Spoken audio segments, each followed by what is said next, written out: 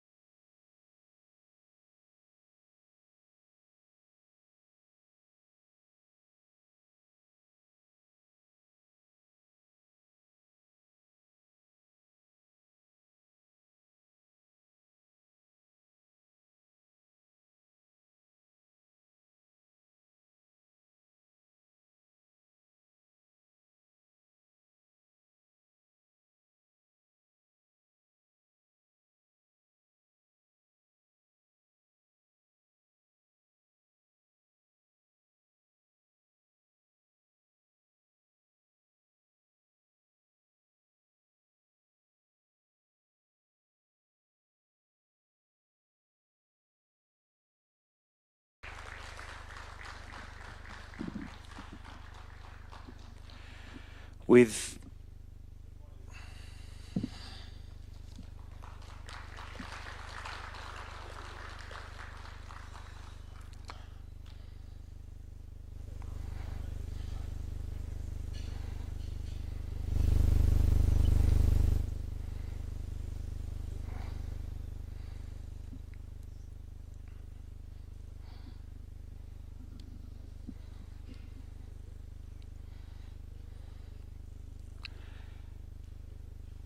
your permission, Your Excellency, I'll request to remain standing as I invite Madame Elizabeth Madoka to lead us in a word of prayer.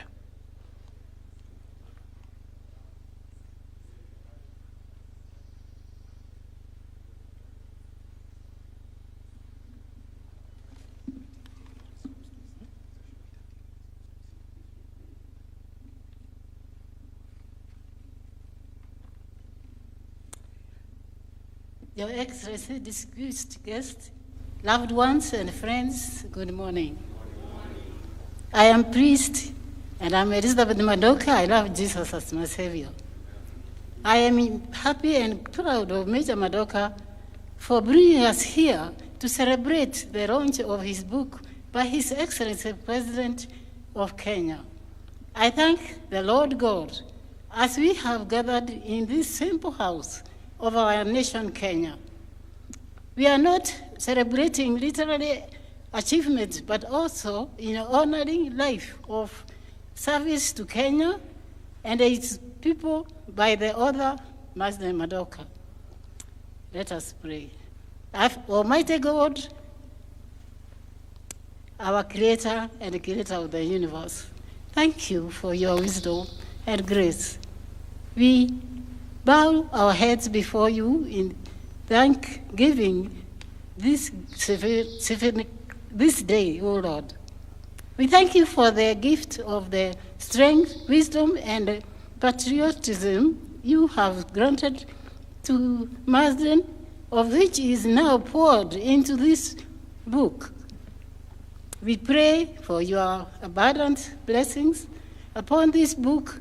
May it be its stories inspire, its lessons, guidance, and its legacies endure for the benefit of our nation. May we lift up to you, O Lord, our beloved country, Kenya. Grant us your love, peace, and unity, and prosperity. Bless our nation, President, His Excellency William Samoei Ruto, and all nation leaders.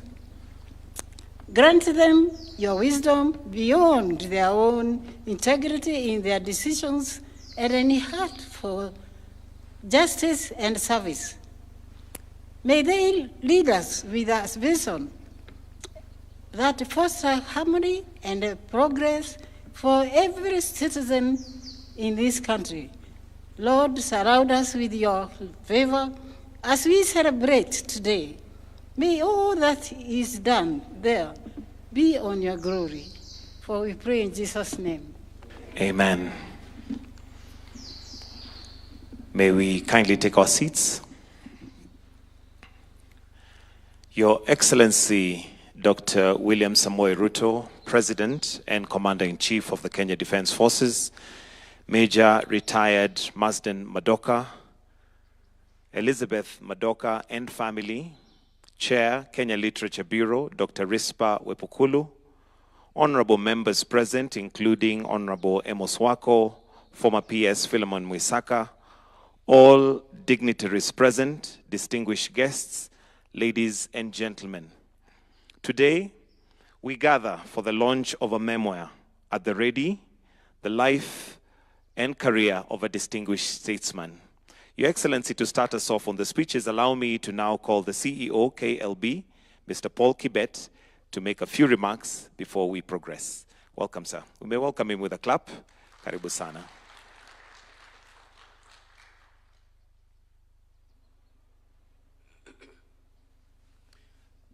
Your Excellency, the President of the Republic of Kenya, Major Retired Marsden Madoka, distinguished guests, ladies and gentlemen, good morning. Your Excellency, allow me to recognize the team that we have come with from KLB because they're the people that's driving the institution, and I would like to ask the board members who are there to kindly stand for recognition before I make a few remarks. Your Excellency, because of the short notice, that is a team that I was able to assemble. Dr. Rispa Wepukulu is the chair, Mr. David Kimeto, and Mr. Marcelino Lesangoro are the board members who are able to come. Kindly sit. We also have staff members. I will not ask them to stand, but we are represented by a number of staff members who are heads of department. Your Excellency, Kenya Literature Bureau has a history, and the history dates back to 1948 when we had the East African Literature Bureau.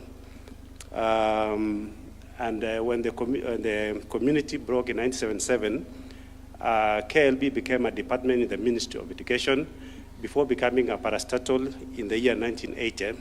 And we have been running the business of churning out educational material and non-educational materials, and that is why we are here. We would like to welcome you, Your Excellency, to come and visit that institution. We are doing a great job. You will be proud of. The team that you have seen this morning have been able to deliver literary and non-literary materials, educational materials like the textbooks that we supply to our schools, and ours are priced in such a way that it accommodates the pocket of the mwananchi. Your Excellency, allow me to make a few remarks just to usher in the order. Your Excellency, it's an honor to join you this morning in celebrating the life of Marsden Madoka, a distinguished leader whose service in both public and private sector has left a legacy. From his early days in the hills of Taita Forest, where he was hunting birds like all young boys, to being an officer at the officer cadet and being the aide-de-camp to our founding president, and being a minister of state and provincial administration, where you were his assistant minister. He has left a legacy, and we're very proud of him. At the Kenya Breweries, he championed sports and talent recruitment, and that is why he was able to nurture at Amateur Boxing Association. He was able to produce people like Wangila, who are trailblazing boxers representing our nation. KLB is proud to publish his memoirs, and in doing so, we are supporting local authorship. And we want to encourage all our leaders to do their memoirs through KLB. We thank you, Your Excellency, for accepting to launch this memoir that has been done at KLB. And we also want to request, as a KLB, we want to request you, when it's time for you to do your memoirs, please consider Kenya Literature Bureau. We have done quite a number, and we have done for Mama Elizabeth Madoka, and this is the first family that has done their memoirs through KLB. And therefore, we are asking that all our leaders, please challenge them, Your Excellency, to write their memoirs when they still have strength and when KLB is there. So I want to take this opportunity to congratulate Major Retired Marsden Madoka for doing your history, and it's our pleasure as KLB to be identified with that. Thank you, Your Excellency. Thank you. And with that, Your Excellency, it is now my pleasure to invite the man of the moment, retired Major Honorable Marsden Madoka, to make some remarks. Why don't we give him a hearty clap? And keep clapping until he gets to the point where he's going to be speaking. As the man of the moment, he has gathered us here today to celebrate together the memoirs of a distinguished statesman. Welcome, sir.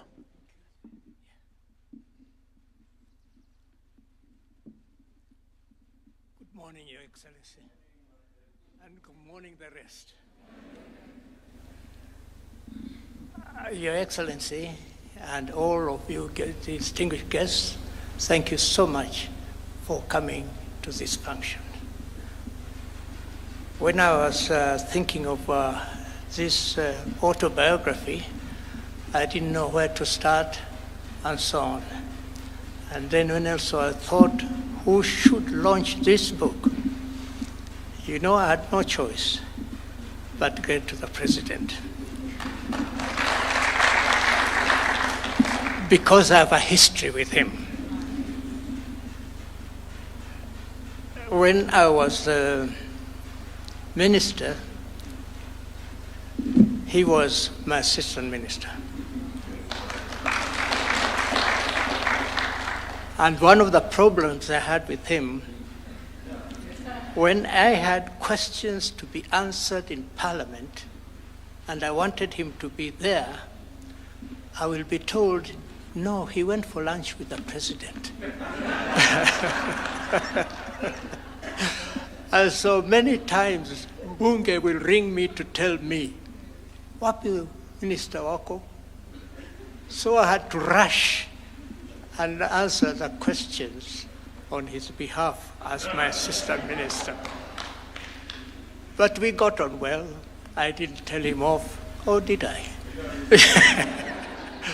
I was told he's a very ambitious young man, and now I can see, indeed, he was ambitious. You see where he is. I'm so delighted to be surrounded by so many of you here today. I feel greatly honored because it's not easy to get your friends to come and support you. But here, we've got people like Amos Wako here. He was my good friend.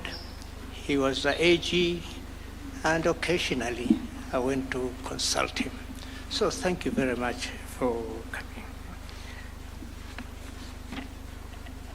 State House has a special place in our lives with Elizabeth.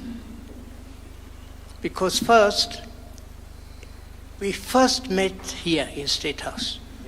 I'd never seen her anywhere. But when I was chosen as ADC, nilikuja nikaangalia, tukapatana, nikaona anaanza kuonyesha dalili ya kunipenda.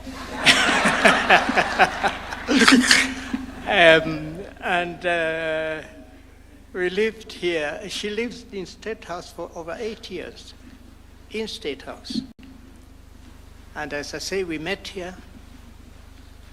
In the evenings, my house was behind State. This is not a State House I knew. My house was behind State House. She lived in State House. So in the evenings, I used to stroll back to come and play billiards with her. Of course, I was teaching her. I didn't know I had any other motive other than that. But that came on, and we got to know each other. And also, I think she began to like me a bit too much, but I fell in love with her. I also took time to teach her swimming in State House swimming pool. So I was a tutor, her tutor in swimming. Sometimes we didn't quite finish the swimming properly, whatever that may mean. But we enjoyed it there. But this State House, I have also a special relationship, because first multiracial school, Hospital Hill School, was down here somewhere. And the governor, Sir Evelyn Baring, was very supportive of the multiracial education. So in the afternoon or in the evening, he'll walk down the road here. We used to say Gate D. I don't know what it is called today. It's still D.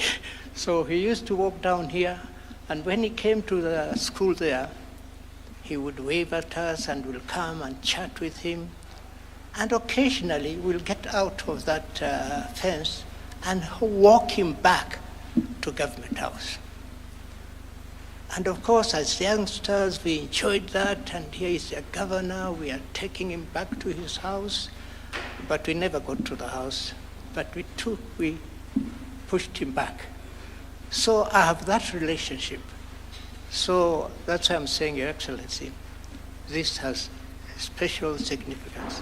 So thank you so much for having agreed to host us at the launch of this book. In my history, we were the first Kenyans, black Kenyans, to join the multiracial school. It was the first multiracial school here.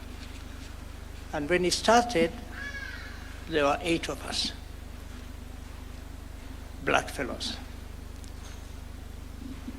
There was Dr. Marthy's children, Mareka Gichaga's children, a few others, but we were only 8.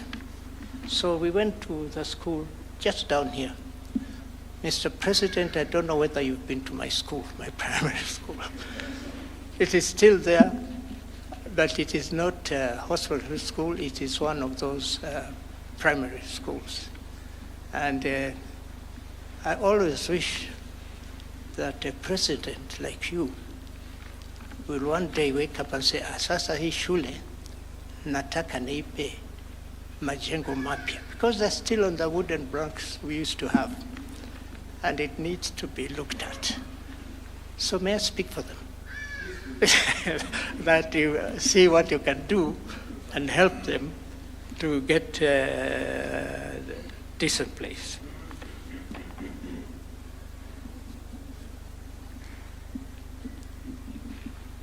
I want also to extend my appreciation to all the leaders who have spoken here before.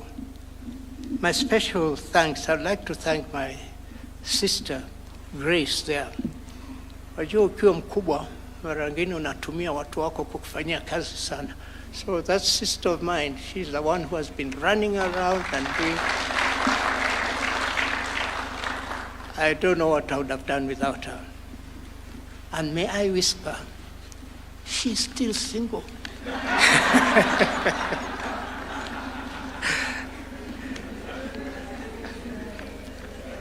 Let me also take this opportunity to thank the Literature Bureau for having taken this task to work with me. They have been exceptionally good. I was greatly supported by your team. Incidentally, you also did my wife's book. So as a Madokas, we really thank the KLB and Mr. Ndegwa there. No, Mr. Where is it? Got Ndegwa there, who has really been working with us. So thank you very much, Kenya Literature Bureau. I have worked with great people, and I feel greatly honored that I was able to make certain decisions for this country. When I made the very difficult decision of retiring for the army, General Mulinge, who was the boss then, felt that was too good an officer to leave the army. So he called me and said, no, Marsden, you can't. You stand a chance of getting to the top. He encouraged me. And in fact, he told me, go away and come back after 2 weeks. Then I'll decide whether to accept your retirement or not. Anyway, eventually, he had no choice because I had made my mind. I had prayed about it, I spoken to my father about it, and I was moving rather too fast within the army.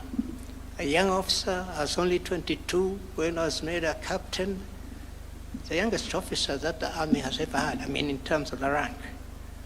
And so I was doing well. But I told him I need to make a change because I saw the army was small. It was not growing. There were no plans to expand it at that time. And I felt that I should make my exit and do something else. And then I had this other gentleman called Mr. Matiba. We used to meet very often, and he's the one who said, Marsden, yeah, come, I'll take you at the breweries, give you a good job, and so on and so forth. And indeed, he offered me a job. He said, I'll invite you as a chief security and safety officer at the Kenya breweries and East African breweries. And we will pay you. He showed me what they were paying. It was very exciting. The figure was certainly better than what I was getting in the army. So I accepted to resign from the army and joined Kenya breweries. When I went to tell my army, my general, I was working as a military assistant then to General Mulinge. He called me, well, I went to tell him that I planned to leave. When I went and he called me, Marsden, why do you want to make this mistake? We are a small army, you are for a small tribe, nyinyi wataita ni watu wapole, wema. Nikasema yes, sisi ni watu wema. Lakini nipe nafasi ni ende nifanye mengine. Then he even brought out a list of the senior officers who would be my competitors to get to the top. He mentioned people like my friend there, Jack Munya, Msomba. There's Mulinge, there's Msomba there. He was one of the senior officers. There's Pande. There was four of them. He said, out of all those four, you'll be one of them to get to the top. Because you are from a small tribe and you're not a bad officer. So he sent me away for 2 weeks and said, after 2 weeks, you come back and tell me whether you've still stood by your decision. I said, sawa. So I went, I did a lot of consultations. I didn't change my mind. I said, I will continue and retire and go into the public sector. Going to the public sector was different, and I wanted now to go and show the Kenyans how to behave themselves, to be disciplined in the army way. And I joined the breweries, and after joining the breweries, I started moving, and although he took me as a general manager, security, within 3 months, he made me the general manager, human resources department. So I started developing the human resources development at the breweries. And we went on. I enjoyed myself. The salary was very exciting. Definitely a lot more than what I was getting at the army. And I think I worked fairly well with the officers of Kenya breweries. After that, they made me a director of Kenya breweries and a director of East African breweries. And the salary, I must say, was attractive. And I certainly enjoyed that fat salary of the breweries. But as we went on, I got interested in, once I left the army, I felt that, and the breweries was there, I stayed and I got involved very much with other social organizations. I joined sports. I took up boxing, became chairman of Boxing Association. I went into the boxing, world boxing and got promotions there. And I enjoyed boxing. And in Kenya itself, up to today, I know that I did a lot for boxing in Kenya. We won the first gold medal in boxing during my era. As well. So I served sports. I also became the vice chairman of the Kenya National Sports Council and other organizations as well. And I enjoyed my life.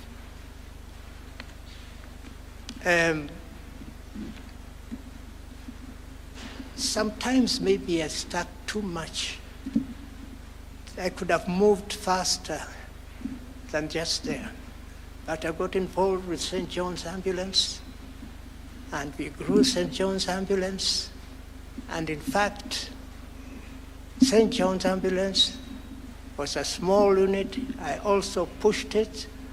The World Organization recognized St. John's Ambulance. In fact, I am the first African to be given the Grand Cross of the St. John by Her Majesty the Queen Elizabeth. And they pushed it on. So also the world, in terms of outward bound training and all that, I was also involved. And I met so many people, and I thoroughly enjoyed that. I also got involved in organizing expeditions. So there was a youth organization which was running they called themselves Operation Rally.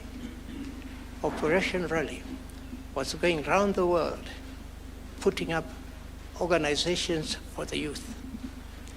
So somehow they picked me from St. John's experience and so on, and they made me lead that organization here in Kenya. So again, I got involved with the youth, and I went everywhere in the country, putting up various organizations. They came up to build. In fact, I had heard in Mr. Moi's place there was a school which was collapsing. So I came and I went and did my investigations. Actually, the children were studying under trees in the president's constituency. So I got Operation Rally when they came to go and build classrooms in Moi's constituency. And I think he was. And of course, I didn't forget my own area. I was not in politics, but in my own area, I also made sure we got a school through Operation Rally. But we did many other places as well. Again, purely as a volunteer.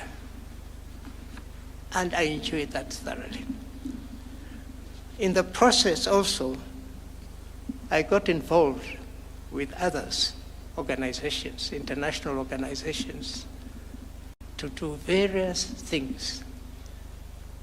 And I enjoyed that as well. It exposed me. I traveled a lot to various countries. I met various leaders and so on. Then I thought I made a mistake and decided to go into politics. So when I decided to go into politics,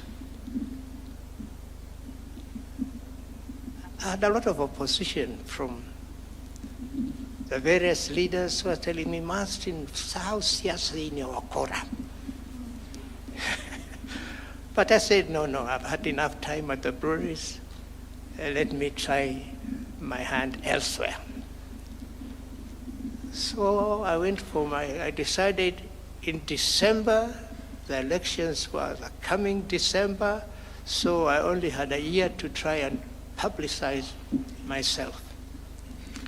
Fortunately, because of my various other activities I'd been doing, people even in my area knew me. So when I decided to contest the Mwatate parliamentary seat, they all came forward and said, we will support you and so on. But of course, I still needed besha, as I would say, but I didn't have the money. But all the same, I went to be friends and I raised very little money. In fact, I really wonder how we managed. Mr. President, today, nyinyi, zile pesa mnatumia kwa campaigns, tulikuwa hatuwezi kuzinusia. Because my first campaign, I only had 300,000. And I campaigned with that, and I won. So I got into politics that way, and I got involved. And better still, when I got there, Moi, for some reason, decided to make me his minister. So I really had no experience of member of parliament or whatever. So I had to find my way into politics and then building areas. Then, of course, as you've heard, when he made me minister, he gave me Ruto Samoe as an assistant minister. So I had a reasonable team. They worked hard, but they had other ambitions also. So like this president, that time also he was young, but as I said, yeye alikuwa anakimbia kwa president. Nampa kazi hafanyi, anaenda kwa president. Akajijenga huko. But all the same, we worked very well together, and we were great friends, Mr. President. I know one time you were a bit mad, and I know one time you went to one constituency and didn't speak very well of me. That I say, huyu ni mwanasiasa tu, hizo ni siasa zake. But otherwise, we went on and we had very good sharing as a minister and having my assistant minister. We were a good team. So, Mr. President, wewe ukiwa huko juu, ukumbuke huyu mkwana wewe. Usimsahau. Nimestaafu kweli, lakini unaona ninasimama imara. So usinisahau. But really, I mean, all of us have to accept that time comes when you've got to move out and do other things as well, because huwezi kuoza hapo pahali pengine. Lazima ule ujuzi wako umepata upeleke kwingine pia, tujenge nchi. So like now, I'm happy. I've been serving in various other voluntary organizations. At the moment, I see Christina Pratt Kenyatta there. She was the president of the fund for the foundation. So mi akaja kuniomba niungane nao. I was a bit hesitant because hawa watoto. But I eventually agreed, so I became a trustee of the fund for the disabled. And I enjoyed myself. I'm enjoying myself there and doing, I think, a reasonable job. So that is what I've been doing in my life. As a raia, sio mwanajeshi. Sasa pia nikafanya siasa, nikafanya 2 terms. Term ya 3 nilikuwa nakimbia around. That's when the president had made me Minister for Foreign Affairs. So I think I lost of time in my constituency, so I lost those elections. And once I lost those elections, I said, no, I'm not going to bother. So I never tried politics again. Nikatosheka. Watu wengi hata wewe najua niambia, kwa nini unatoka? Nikasema, wacha niwachie wengine, mimi nifanye mengine. So that's how my life has been. And I thank God. We had very good parents, my father and my mother. My father was a clergyman, and as I said, he was the first African curate at the All Saints Cathedral. So you can see the holiness in me.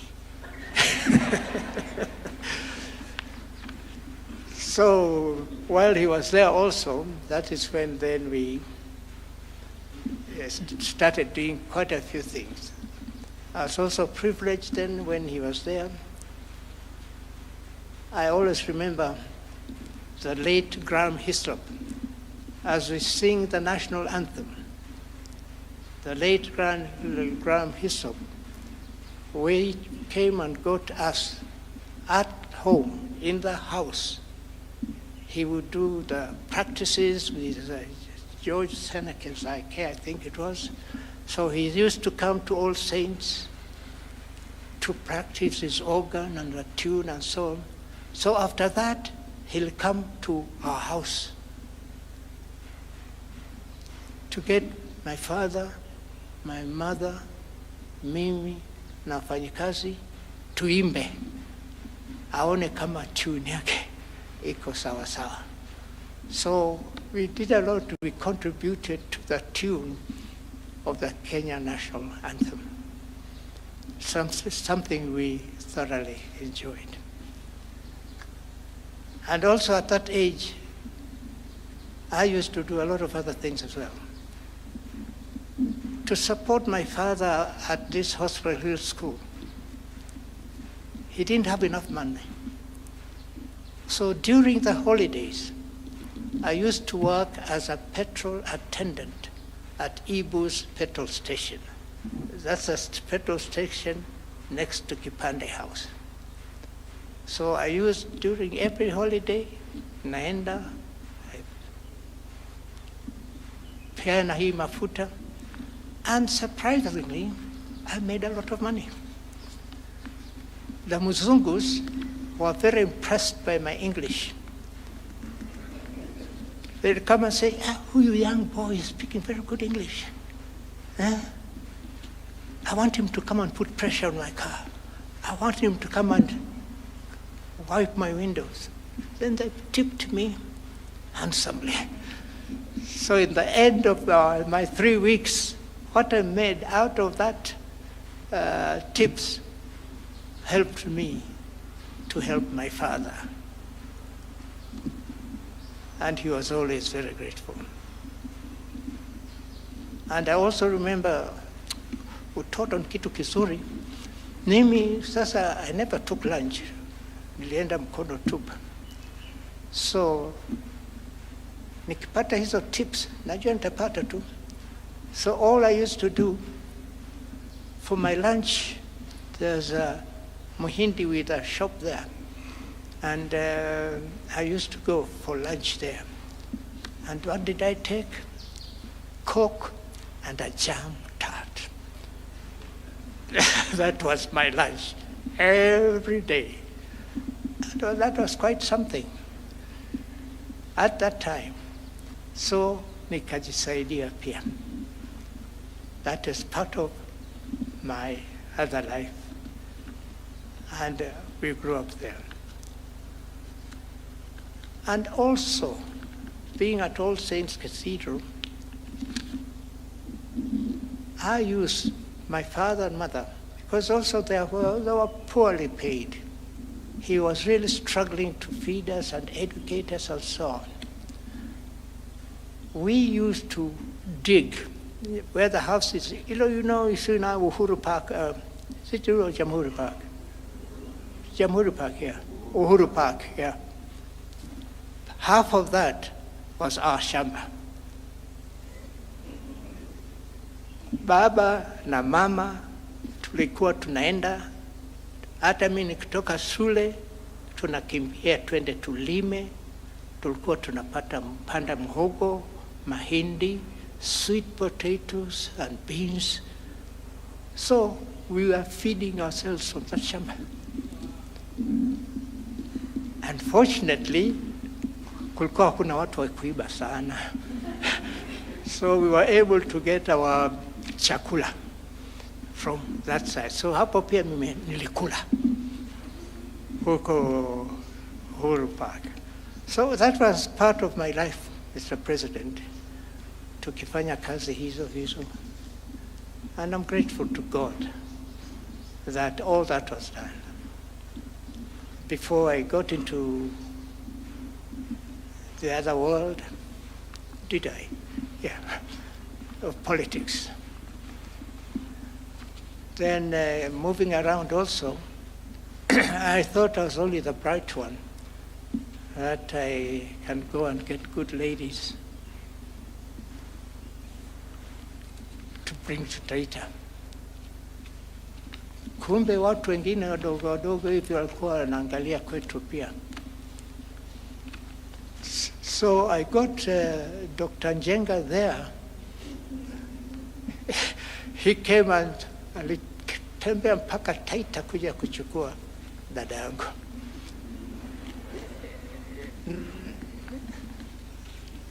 Na tumeshirikiana sana. So generally, Mr. President, I've said quite a bit in my book, and there's something we learn from, and also things we feel we must learn and improve where things have been gone wrong. Mr. President, wewe kama president wangu, nikuulize, je, ulinifanyia nini? No, I mean, we have worked very well with the president, and I am grateful to him that he even agreed to come and launch this book for me. There's a lot that I can tell you, but then you won't read my book, and those books need to be bought. KLB has got to make its money. So, in fact, they told me, please make sure you don't give my books free. I said, I will not, but I will solicit. Like Mr. President, wewe unaweza kuamua today tu useme nitanunulia shule hivi vitabu.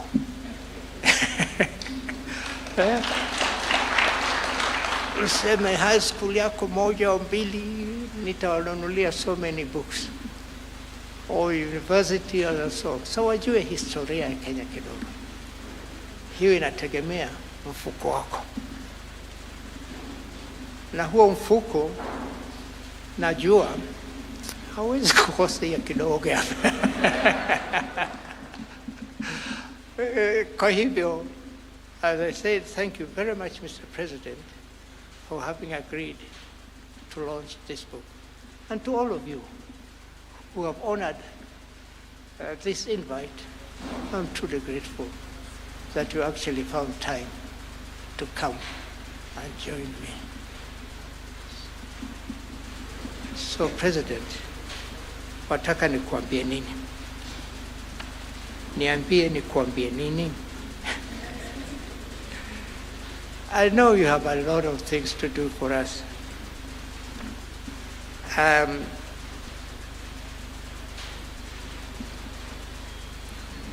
We've said many a times that public office is not to pursue personal ambitions, right? We need to elect officials who serve this country with a purpose. I believe that freedom we enjoy today is a precious gift from God and the hope of every heart. The quest for freedom inspired our independence heroes and heroines to end colonialism and has sustained our country through various challenges. Now, Mr. President, the question that lingers in my mind, why we only sing the first stanza of our national anthem? The other stanzas contain much more units, much more that unites us, our country, and enforces our national values. They embody our national philosophy, representing what we stand for and what we would fight for as a people. The reason that motivates soldiers like me to defend our nation is encapsulated in our national flag, anthem, and loyalty. Mr. President, I know you have a difficult task ahead.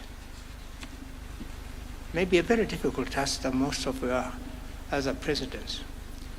Because wajua sisi wana Kenya tumechanuka sana siku hizi. So ukififia kidogo hivi tutakugonga tu. Ili tunataka Kenya ipanuke. So mimi sitaki kusema mengi zaidi. Nitataka kukusihi usome kitabu changu, na najua kitakufurahisha kidogo. Ukiweza kununulia wanafunzi wengine hivi vitabu, wajue historia, vile mambo yanavyoendelea, nitafurahi. I will now invite you, Your Excellency, ujiweke kidole na unifungulie kile kitabu, alafu tuzidi kuendelea mbele. Otherwise, thank you so much. I really appreciate you are spending this time with us because of this book of mine. Na kila mara tunakuombea. Kazi yako si rahisi. Kuwa president wa taifa is a big task, kwa sababu huwezi kutosheleza haja zetu. Hata siku moja ukirudi nyuma kidogo, alikuwa anaenda nje na MPs wake wengine wa Rift wakimgonga Moi. Lakini niliwaita nikawaambia, wacheni mzee afanye kazi. And eventually they stopped, which I know helped Moi. He came and told me, sasa wamegeuka uongozi wako. So thank you so much, Mr. President. I'll now call you upon to launch the book. And to you all, thank you very much for coming. And I really plead that you read this book, and then let us all work towards improving this country of ours. I believe it's a great country, and there's a lot to be done. I don't envy your task, particularly now. Sasa mimi vile nilisema tulikuwa tunalalamika na wenzangu kwamba hawa vijana hawa watatuharibia. Sasa unaona vile mambo yalivyo. Sasa ujue ni njia gani utatumia kututuliza ili tufanye mambo yetu sawa sawa. great for this nation. Mungu akubariki, uendeshe nchi hii vyema, na sisi sote tuunge President mkono.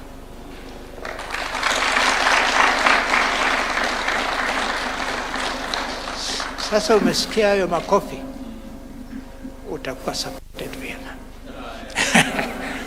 Thank you very, very, very much. Yes.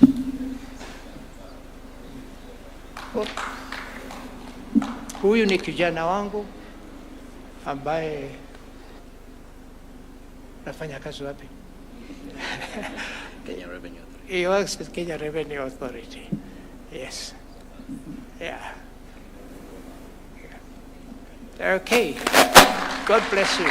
All right, and round of applause for the author.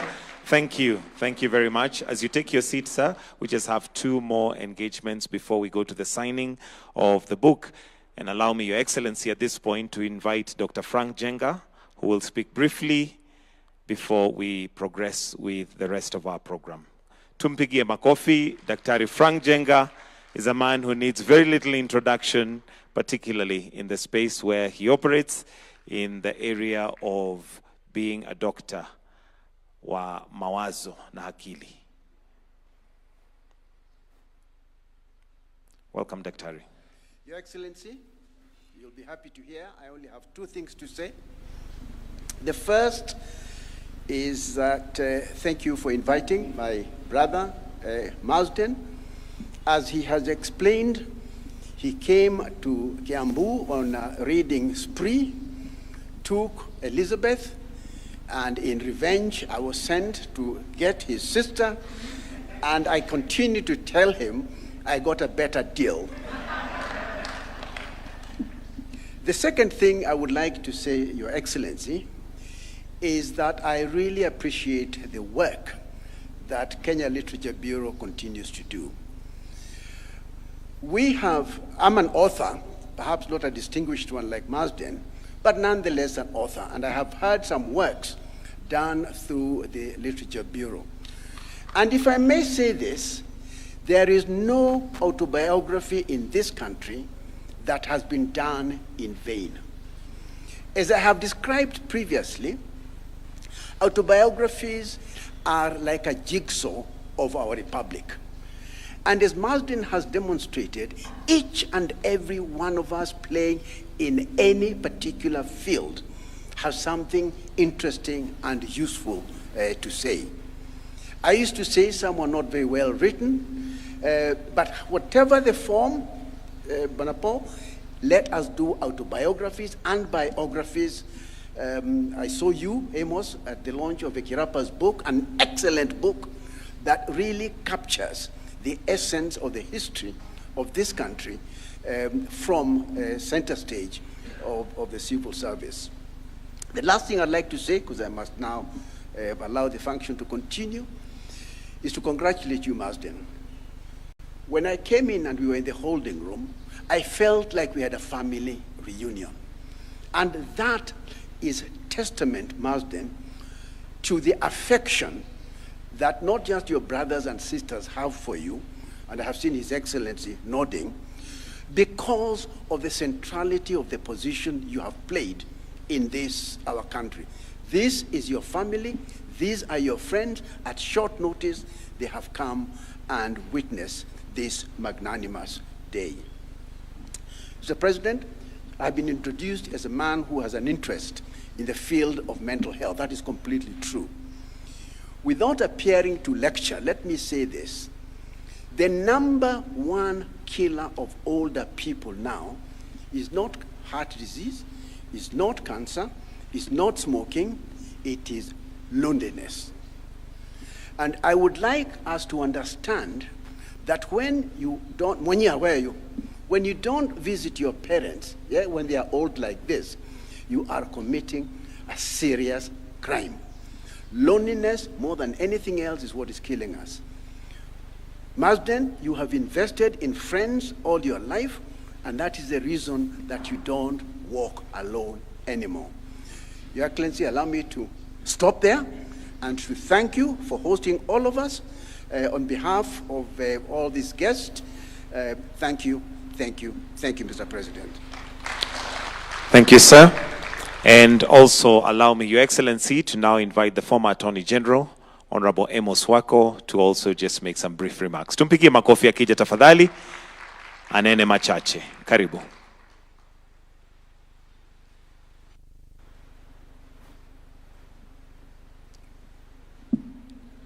Your Excellency, the President of the Republic of Kenya, Dr. William Samoei Ruto, my very dear friend, Major, once a major, always a major. Don't say retired. Marsden Madoka and his dear wife, Elizabeth, the family of the Madokas, the friends of the Madokas. I want first of all to thank the President for having allowed this launch to be done here in the State House. I don't know, any of you, whether you are surprised when you got the invitation from Marsden to come. I'm having a big launch. Then I was waiting to hear it will be at Serena Hotel or it will be at Karen Club or some other place. But it was going to be at State House. I was very, very surprised, pleasantly surprised. Thank you, President, for making this State House truly a State House that belongs to the people. People have come here, and we are now here. And thank you particularly because you allowed Marsden to launch his autobiography here. I cannot think of any couple, short of the President, the first families and so on, who have dwelt in this place from their very youth, who have married very here when they were here, and who have made enormous contribution in laying the foundations of how this place should be run than Marsden and Elizabeth. And that you allowed them to come here and launch their life history. Mr. President, we thank you. Namakofi kwa President. I do not want in any way to dilute what Marsden has told us this morning with a lot of sense of humor. Thank you, Marsden, for that. The only thing I can now maybe add and appeal to many like us to emulate and follow the example of Marsden. I know my friend Musila here, ameandika kitabu. We were there at the launch of his book, a top civil servant and also politician. People who have occupied high positions, both in the private sector and in the public sector, and in the public sector have also been politicians, I think, and have now retired, I think should be inspired to write autobiographies.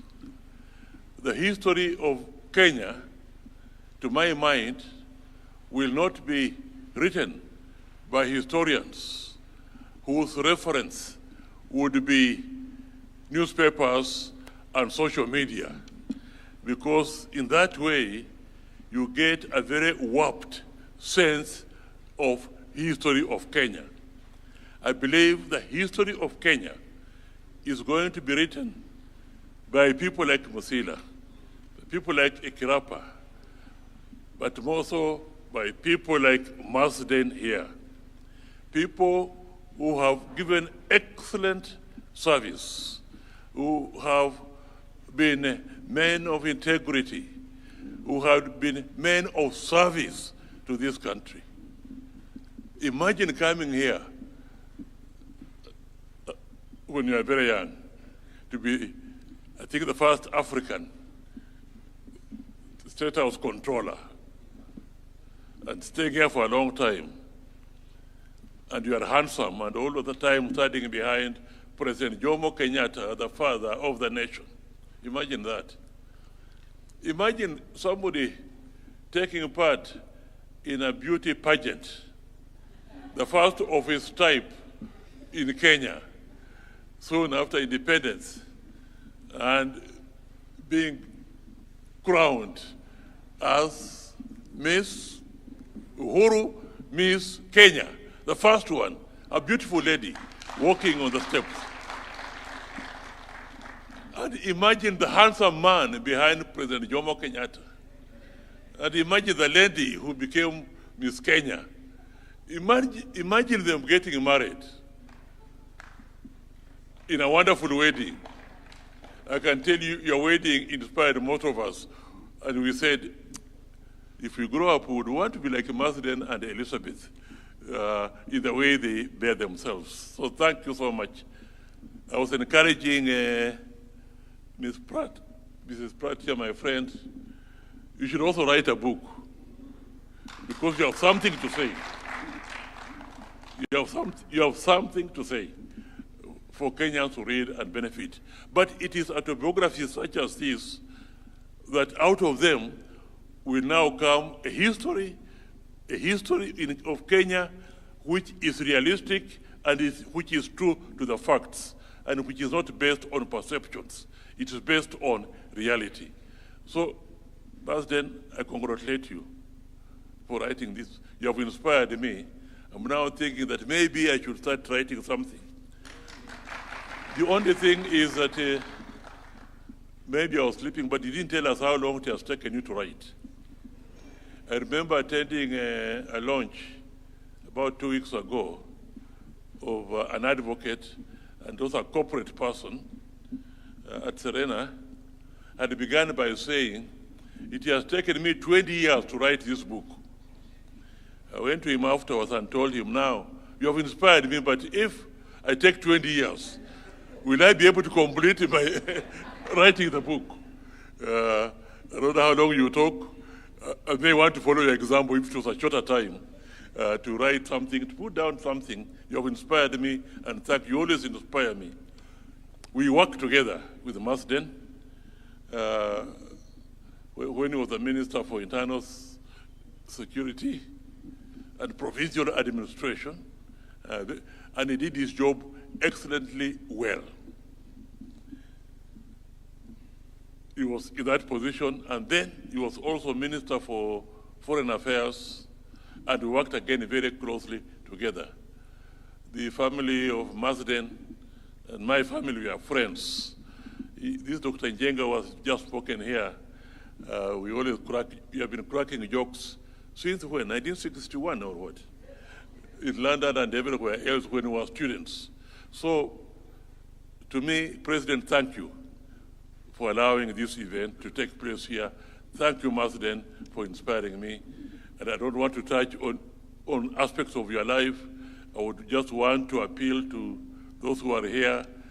Having listened to you, I hope they'll now go ahead and buy the book, which I believe is on sale, but the marketing persons will tell you. East African Literature Bureau,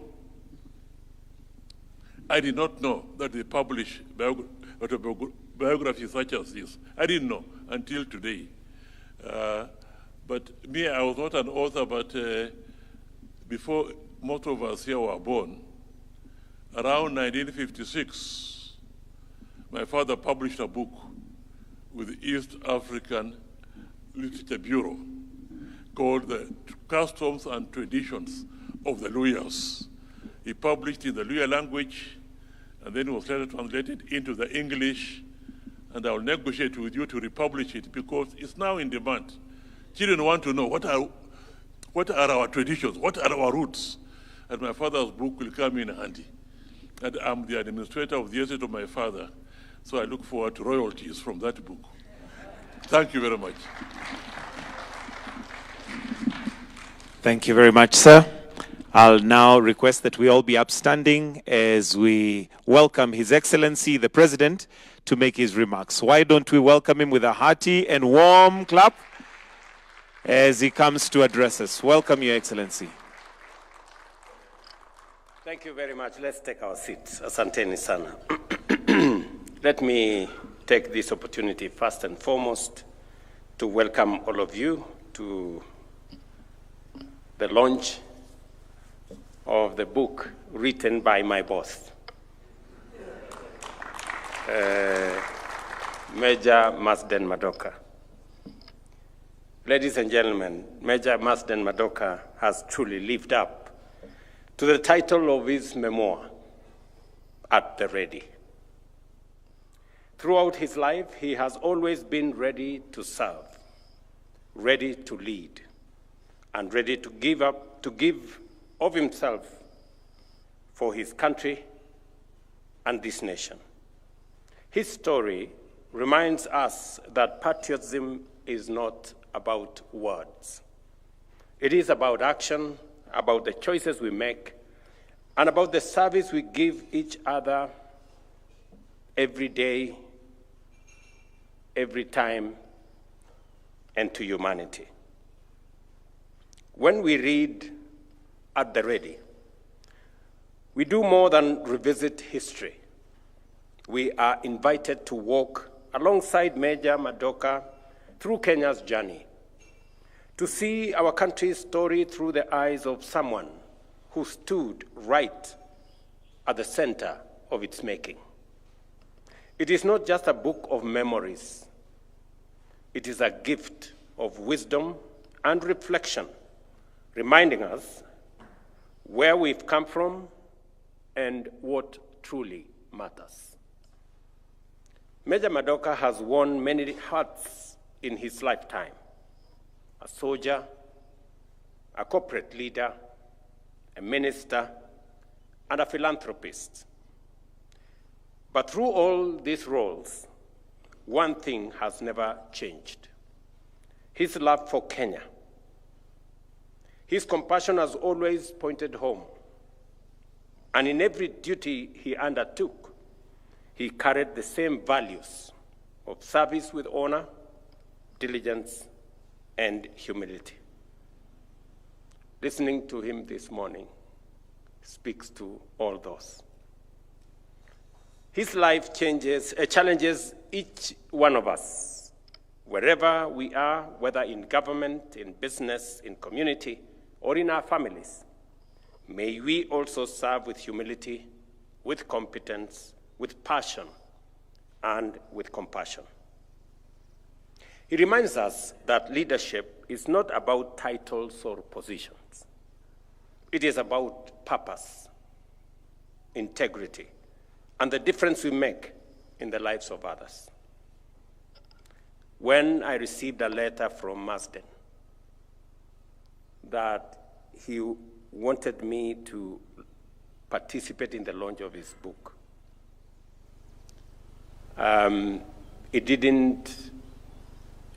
it was not whether I should. The only problem I was grappling with was when. And I want to say I'm truly happy to be part of a small piece of what Marsden has achieved. And it's not always that a book is launched in State House, but I made this exception for this great Kenyan leader. One, it's because he served this country with commitment, dedication, and integrity, especially as the aide-de-camp of our first president. And secondly, it is because he mentored me when I served under him in the office of the president. Anything good you see in me, attribute it to Marsden.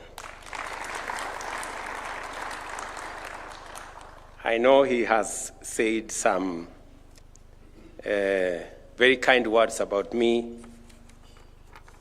He has said many things about what his understanding of the relationship that we had. But I must confess that I had a really wonderful relationship with Marsden when I served under him as his assistant minister at the office of the president. And I didn't get to know much about before. But he has said several things about my relationship with the former president, President Moi. He has said some things about lunch. And he has said some things about ambition.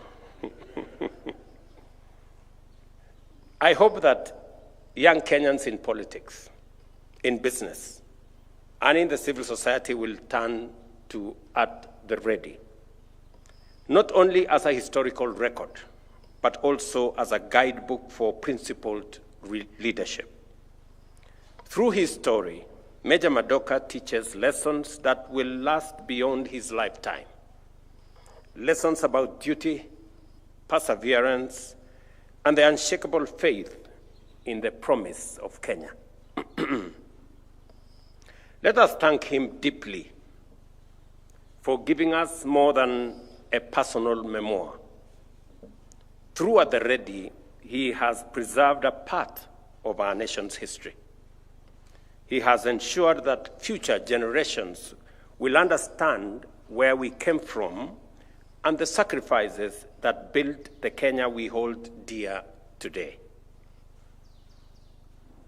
Before I make my remarks in conclusion, allow me to say a few things, because these are moments that will never come back. We will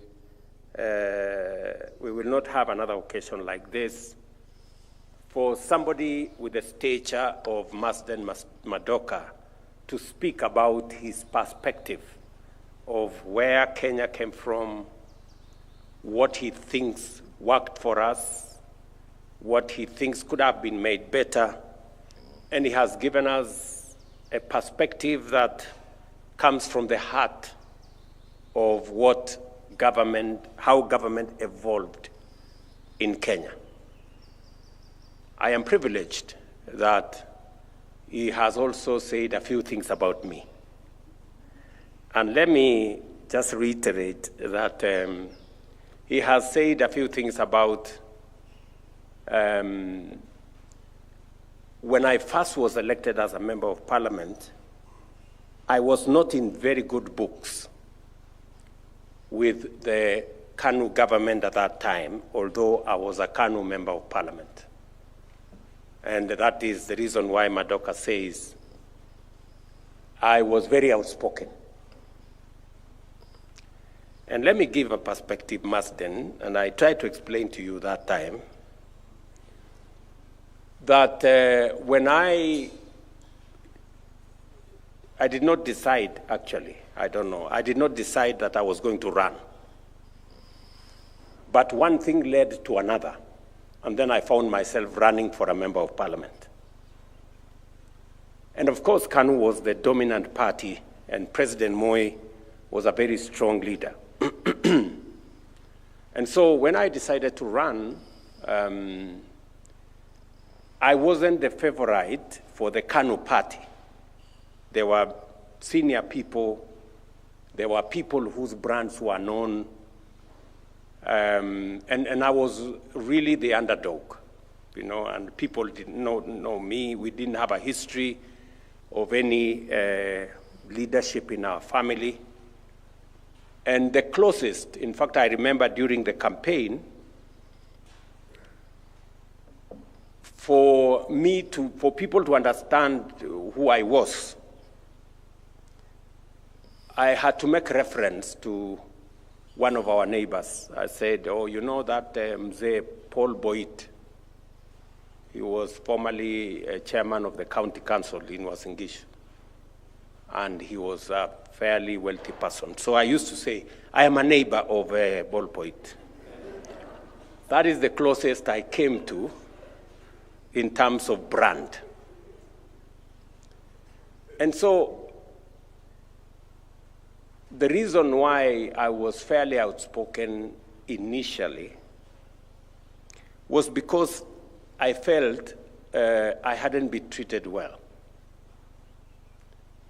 by both KANU and the leader of KANU then, the former President Moi, who later became a very good friend of mine after he understood me. So, when I ran in the KANU elections, the KANU machine was really against me. And Moi himself came to Eldoret and told people, please, elect people who are known. And he mentioned the name of our former member of parliament. He was called Saina. He mentioned the name of another very wealthy and known person called Chesire. And he said, I understand there are some characters running around here, you know, and we don't know them. So be very careful. So, and I was in the crowd there, you know, okay.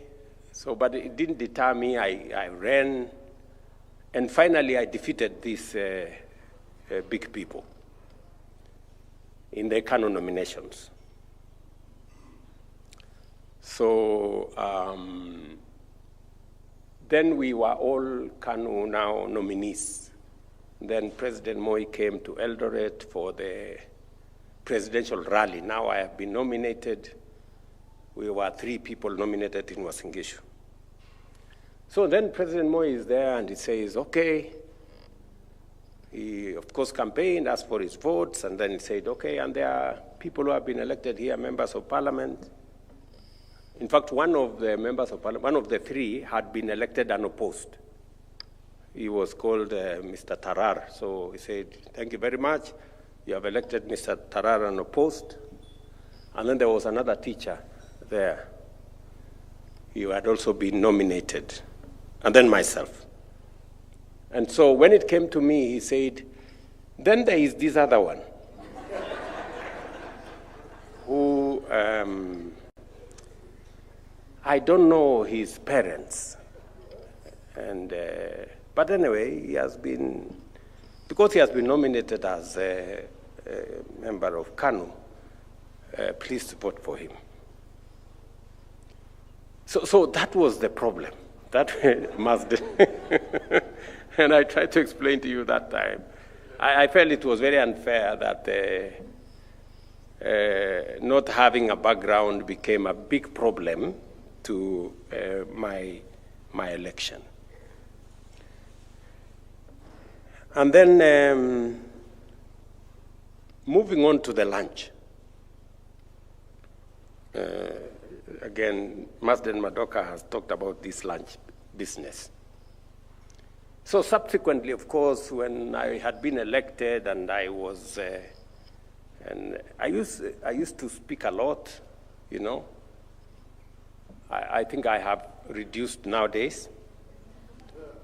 And of course, Moi started to see, oh, this young man is a bit noisy, but he speaks sense, or so he thought. So slowly, he said, he asked Bishop Yego then, and another gentleman called Hosea Kiplagat. So he told them, this young man, I understand he's a member of our church, the IC church, okay. But why is he making noise? Why don't you look for him? So Bishop Yego came and met me, and then he told me, Now, and Bishop Diego is somebody I really have a lot of respect for, because when I wanted to get married, I went to look for him to come and preside over my wedding, because I had a lot of regard for him. So he came and told me, now you have been elected. Moi is like your father. And you are also a Christian. So in all this noise you're making, where is your Christianity?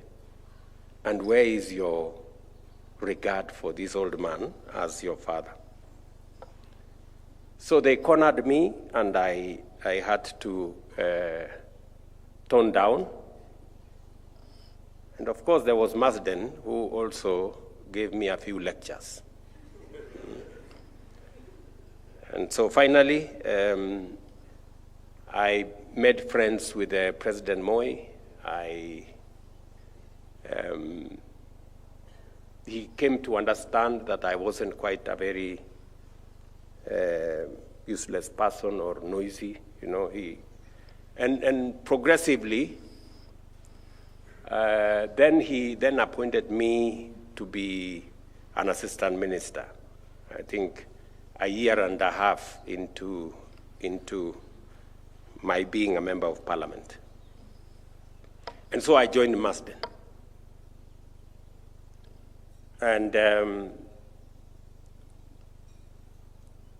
when I then joined Moi, he became very fond of me, so he gave me something that many people did not have. It's only people like Amos Wako and senior people, including my minister. There used to be something called a hotline those days. This hotline thing was a telephone there that did not have secretaries. It was the president's telephone. He used to use it to call people directly himself. So if that phone rang, it was either the president on the line or one of the senior people. So I became the only assistant minister then with a hotline. So the president would pick up the phone, okay, where are you? Come and do this, this, this. So, so a few times, it was not always Marsden, a few times I came for lunch here. But you see, the problem that Marsden has not said is that he used not to go for lunch. You see? And he tried to persuade me to join into the group of people not going for lunch. So I remember during lunchtime, he would shut his door and take a nap in his office. True, Marsden? Yes. Just imagine now somebody telling you, during lunchtime, we take a nap to learn.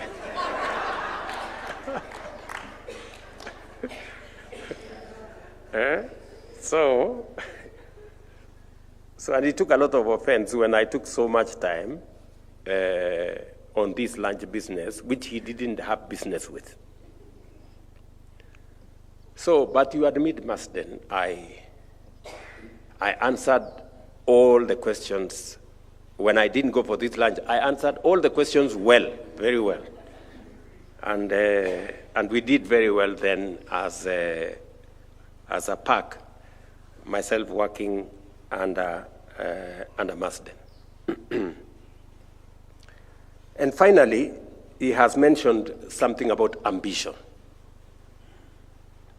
that I was a fairly ambitious person, which is true. I tried to do whatever I set my hands on to do. I tried to do it well, and to do it with passion, and to do it with commitment.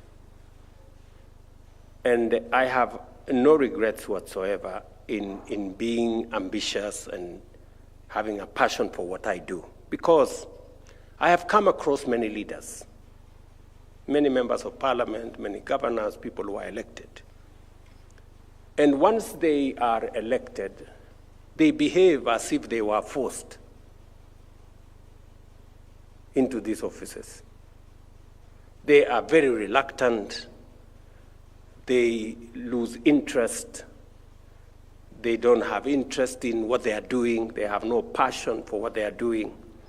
And they end up doing a very poor job of the very heavy responsibilities that come with leadership. You find there are people who are very reluctant leaders. They are there. They do not want to engage with the stuff they are supposed to do.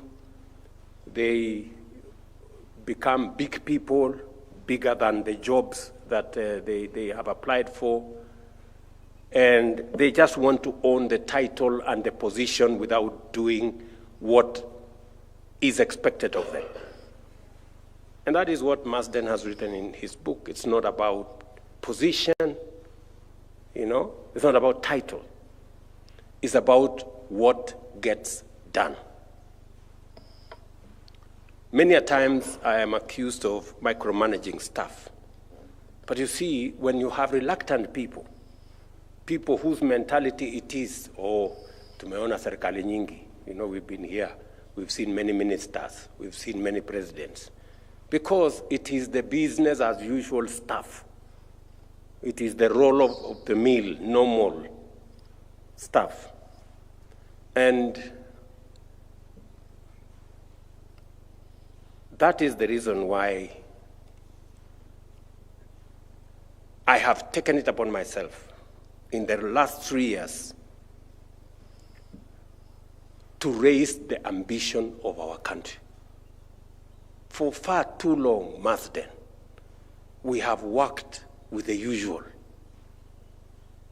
We have made peace with mediocrity. We have, our standard has been the average. And somebody wrote a book and said, the enemy of the average. It makes you think you are not too bad, but it limits your ambition to do anything better. So, that ambition, my boss, Marsden, is what is driving me in this country. Yes, we cannot continue to make peace with mediocrity. We cannot operate with the average. We cannot be about the usual and the normal. We have to raise our ambition. We have to raise the bar and our standard. And it has to move from the ordinary to the extraordinary. That is driving all the things we are doing. You know very well, my predecessors, President Moi was great with education. Mwai Kibaki rolled our country into something called free primary education and made a huge contribution to getting everybody into school. Many thought free primary education was not a reality. It became a reality under President Kibaki. My good friend Uhuru Kenyatta told us we must do 100% transition. There were too many kids, slipping away after primary school, many dropping after secondary school. He encouraged us to do 100% transition. And it became my responsibility then to make meaning of all that. 100% free primary brought many kids into school. 100% transition made sure there were many children in the subsequent classes. And we ran into a very big problem on classrooms, teachers, and money to teach. And that is what has occupied me for the last 3 years. We have built an additional 23,000 classrooms to take care of both free primary and 100% transition. By January, we will have hired 100,000 teachers, again, to take care of the same problem.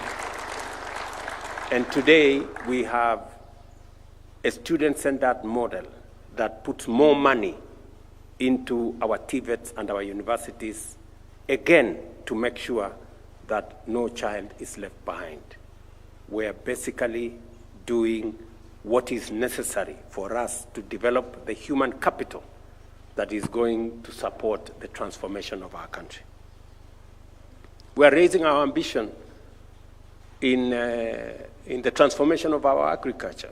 In the last 3 years, we have done 3 fundamental things. Number one, we have registered all our farmers because information, data, is central to any successful planning. Registered all our farmers. We now have a digital register of 7.1 million farmers. Tea farmers, coffee farmers, sugarcane farmers, maize farmers, wheat farmers, our livestock keepers. Number two, we have dealt firmly with brokers and cartels and characters who are undermining our agricultural productivity.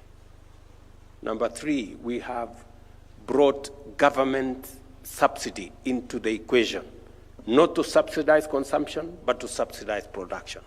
That's why we are subsidizing our fertilizer, we are subsidizing seeds, we are putting more money into the milk sector, public resources. And today, I can confidently say that we have laid a good base. Our tea farmers are producing more, making more money. Our coffee farmers are producing more. Our coffee prices have improved significantly, from about 60 shillings a kilo to almost 120 shillings a kilo. Our wheat farmers are making more money. Our maize farmers, in fact, maize is the place we have made the biggest impact. We've increased our production of maize from an average of 40 million every year to 64 million last year, and by God's grace, to 75 million this year. And we are stabilizing that space. We're simply doing what we must. And I can say the same thing with our health. You know, for a long time, health was a privilege for those who have jobs and those who can afford. We're now transitioning that because the Constitution of Kenya tells us health is not a privilege for those who can afford. It is a right for every citizen. And that is why from 7 million registered people under NHIF, we now have 26.5 million people registered in SHA. And we are making progress. In essence, what I'm saying is that we have operated for far too long with the average and the usual and the ordinary. It is time for us to up our game, to raise our ambition. And we are beginning to have a conversation as a country. In this place where you are sitting, in the last 2 months, I have sat with all the members of parliament and senators in this place, one by one, to explain to them why Kenya is a third world country by mistake, and by mistake of us, the leaders. There is absolutely no reason why Kenya today is a third world country. It is us, the leaders, who are to answer. We are the people responsible for our country being a third world country today. Because, just imagine, I have had engagement with 2 heads of state who were similar to us 60 years ago, at a personal level.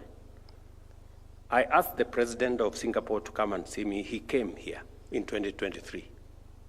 I have visited the president of South Korea 3 times in my presidency. Just because Singapore and South Korea were exactly like Kenya 60 years ago. Today, they are in the first world, we are in the third world. Singapore, for example, was exactly, and you have been following pictures, Singapore was exactly like Kibera, a slum, 60 years ago. Today in Singapore, 97% of their people are homeowners. In Kenya, 7 million people live in slums, and home ownership is limited to 30,000, 40,000 mortgages every year. Korea, South Korea, if you look at the GDP per capita of South Korea, in 1963, it was $79, exactly like Kenya. GDP per capita for Kenya in 1963 was $80. Today, GDP, and by the way, South Korea is an agricultural country like Kenya. We are the same in everything. Their education was like ours. Their economy was our size. Their people, population, almost the same. But today, South Korea is in the first world with a GDP per capita 20 times that of Kenya. In fact, they lend us the money, 80 billion shillings. South Korea lend us to do Konza City. Just imagine. The difference between us and them? Leadership. It's not money, it's not resources, it's not all those, it's just leadership. And that is why I've taken time over the last 2 months to speak to leaders, members of parliament, senators. I brought here governors, because we have an opportunity of a lifetime to get Kenya out of this third world place and make it a first world country in our lifetime. It will not take us so long. It will take us between 20 and 30 years, and Kenya will be a first world country if we do the right things. Marsden, you are right about ambition. That is what it is. So, let me finalize. I do not want to make this longer than it is. I just found a good man who worked with me, and he inspired me to say some things. Today, as we have this ceremony, last Friday, I had a big meeting here with our principal secretaries, because we're trying to resolve the issue of young people, the youth of our nation. And by the way, you know, what Marsden was saying here, that the limits are being pushed by our young people, it is correct. You know, the restlessness of our young people, the impatience of the young people in Kenya is because for far too long, we are operating around the average, you know, the normal, this roll-of-the-mill stuff. And yet, we have tremendous potential. So, they are not entirely wrong. They are pushing the limits. And that is why we need to up our game. Yeah? And so it's the reason why we have a 4-pronged plan on how we're going to create opportunities. These young people are looking for opportunities. They are looking for opportunities to work. They are looking for opportunities to do business.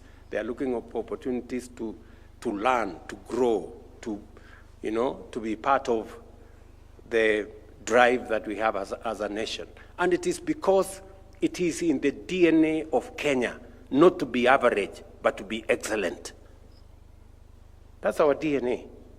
And that's why you see people are restless, people are impatient, because that's what we are made of. We are not made to participate. We are made to win. You know, we are not made to be part of what, you know, the role of the mill. We are made to excel. So, and I take it very positively when I see the push, when people push me, you know, as by God's grace, I'm the leader of this nation today. And it is my responsibility. You know, when I get pushed, it is because I am the leader. Who else was supposed to be pushed? You know? Mimi. Yeah, so it is the correct thing. So, and I will also push the limits for our nation, because we can do it. So as I talk to you today, we had a meeting with the principal secretaries here. Today across Kenya, in every county, we are having a conversation about youth entrepreneurship. Working with the World Bank, we have raised 5 billion shillings to give 100,000 young people in Kenya money to scale up their businesses, and we are in the process of identifying them. I have asked counties, county governments, members of parliament, MCAs, chiefs, assistant chiefs to work with us. The target is to have 1 million young people benefit. We're starting with 100,000. By the end of this month, we will be releasing, we'll begin the process of releasing the 5 billion shillings to make sure that in every ward in Kenya, we identify 70 young people between the age of 18 and 29 who are doing business, so that we can give them business support grants. We're also looking for 90,000 other young people who have no formal training, so that we can take them through formal training, pay for their stipend, make sure that we support them to gain skills and competencies, working with with our TVETs. We are also identifying close to 20 or 30,000 others who will go through what we call recognition of prior learning, so that we can certify them. Many of them are working in our affordable housing programs and all the other programs. And we want to identify another almost 700,000 young people to support them to be part of the AGBO process. Government procurement. We have a lot of government procurement that's going on, and young people are not participating because of many roadblocks. So we want to prepare them so that the budget we have a huge budget of procurement, close to 200 billion, that is supposed to be reserved for young people, people with disability, and women. But that is not, we're not uptaking that. They're not participating, and we want to see how we can improve their skills. So that exercise is going on across Kenya today, and allow me, Marsden, to use this launch of yours to ask members of parliament, members of county assemblies, our Ngao officers from chiefs and assistants to participate with us as we focus on how to mainstream the participation of the young people in our nation, rally their energy, rally their talents into growing our country. Others will be participating in our housing program, markets program, hostels program. Others are participating in our export of labor or labor mobility program. Others are participating in our digital jobs program. Others will participate in what I've just said, as we try and create a broader base of opportunities for the young people of Kenya to contribute their talent, their energy, their expertise, their knowledge in driving the economy of our country and in driving the progress and development of Kenya. As we celebrate this remarkable man, Marsden Madoka, let us also take to heart the spirit of his title. let each one of us, in our own way, strive to be at the ready. Ready to serve, ready to lead, and ready to build a better Kenya for all of us. I thank you, and God bless you.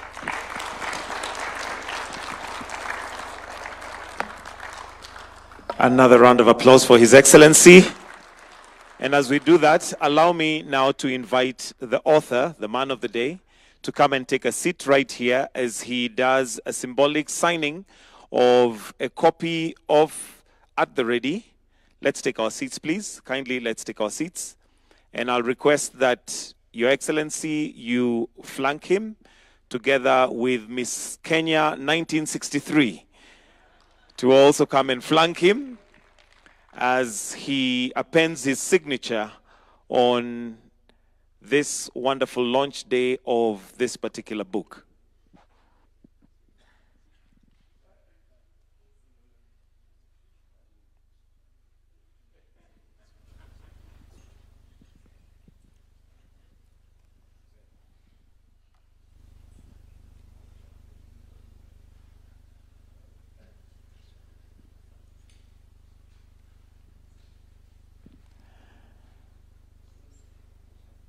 And a round of applause as he appends that signature. Wonderful, wonderful. And isn't it a wonderful story to hear that he met Miss Kenya at State House? He has also come with Grace, his sister, at State House. So who knows? Now that he mentioned that she's also single. State House seems to be a powerful place for powerful connections.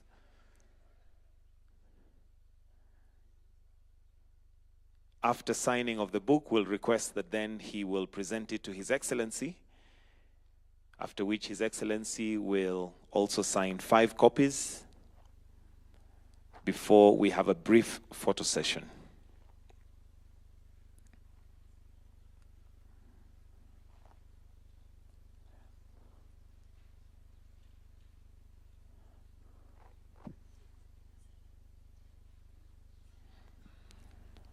Also wonderful to see the collaboration that still goes on.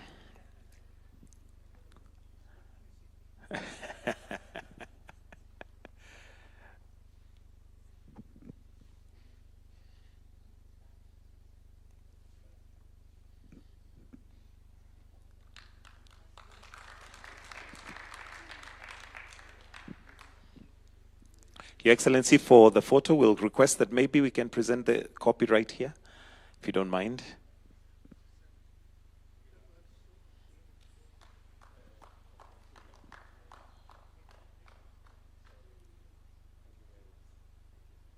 Just His Excellency and the author, kindly, to start with. Madam, just 1 second. Yes, just 1 second, so that he can present the book to him.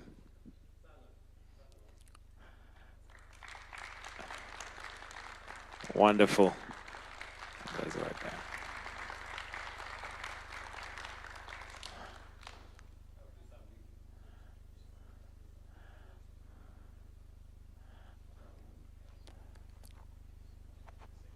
So, Your Excellency, we have 5 copies that we'd like you to sign. Okay, maybe we'll...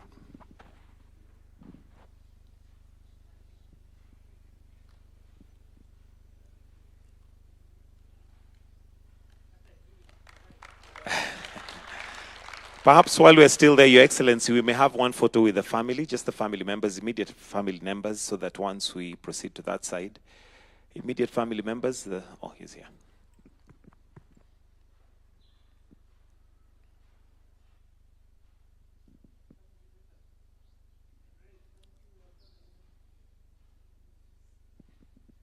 Grace, come to this side. Balance.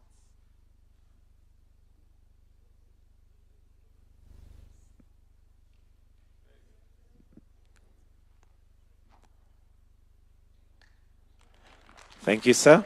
So we now may progress for the signing of the 5 copies, and we'll request that Madam Elizabeth and also Honorable Marsden Madoka, you may proceed to just flank His Excellency as he's signing the 5 copies before we conclude this particular ceremony.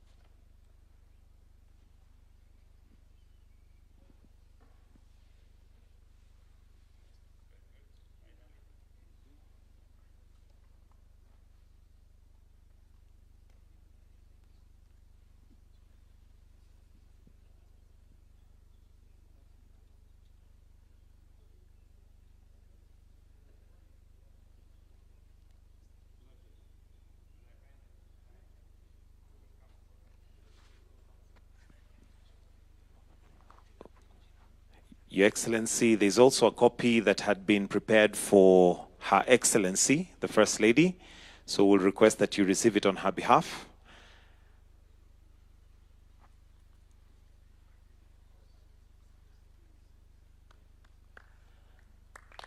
Wonderful.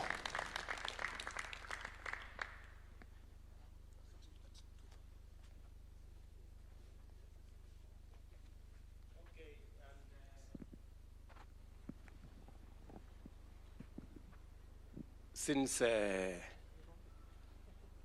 you accused me of lunch, and this is State House, and this is where you are saying, you accused me that I was coming for lunch. Now there is lunch. Yeah? Yes, that one. It is still here. So I will request you and your good people to have lunch. Okay? Thank you very much. Karibuni.